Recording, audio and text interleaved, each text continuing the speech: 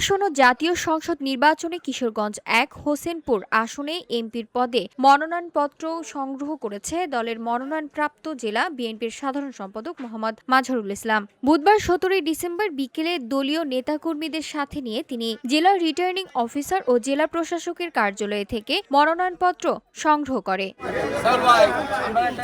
এ সময় জেলা বিএনপির সাবেক সভাপতি মোহাম্মদ হাবিবুর রহমান ভূঁইয়া, সাবেক সহসভাপতি মোহাম্মদ আমিরুজ্জামান সহ বিএনপি ও অঙ্গ সংগঠনের নেতাকর্মীরা উপস্থিত ছিলেন।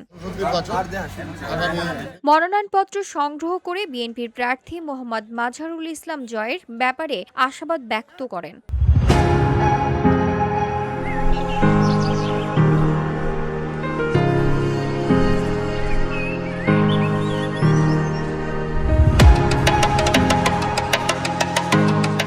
দলের মতবিরোধ মিটিয়ে সবাইকে নিয়ে ঐক্যবদ্ধভাবে কাজ করার অঙ্গীকার জানান তিনি। আমি বাংলাদেশ জাতীয়তাবাদী দল বিএনপি কিশোরগঞ্জ ১ সদর হোসেনপুর আসনে মনোনীত প্রার্থী। দল আমাকে মনোনয়ন দিয়েছে। আমি আজ আমাদের সিনিয়র নেতৃবৃন্দকে নিয়ে আমি মনোনয়নপত্র সংগ্রহ করলাম। ইনশাল্লাহ আমরা আশা করি দলের যে বিভ্রান্তি আছে, যে মতবিরোধ আছে, দলের প্রতি যারা আস্থাশীল অবশ্যই সমস্ত মতবিরোধ ভুলে আমরা সবাই একসঙ্গে দলের প্রার্থীকে বিজয়ী করার পক্ষে আমরা কাজ করব। VOD Bangla news desk.